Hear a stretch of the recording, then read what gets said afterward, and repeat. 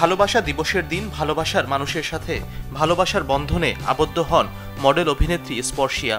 14 ফেব্রুয়ারি সৈয়দ রিফাত নাওয়িদ হোসেনের সাথে বিয়ে হয় তার।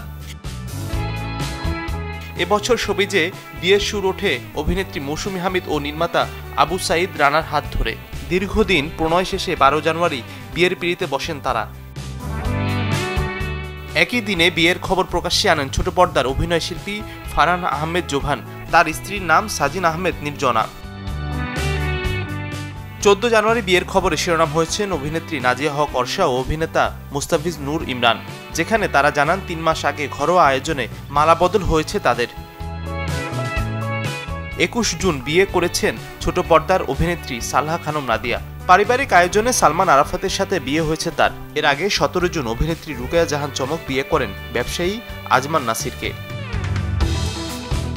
এবছর বিয়ে করার তালিকায় আছে ইউটিউবার তৌহিদ আফ্রিদির নাম। 12 নভেম্বর রাতে সোশ্যাল মিডিয়া সহ বিভিন্ন মাধ্যমে একগুচ্ছ বিয়ের ছবি প্রকাশ হতেই জানা যায় ভালোবেসে রামিসা আল রিসার সাথে ঘর বেঁধেছেন তিনি। বছর শেষে 6 ডিসেম্বর সাইফ বাসুনিয়াকে বিয়ে করেন অভিনেত্রী তানজিকা আমিন।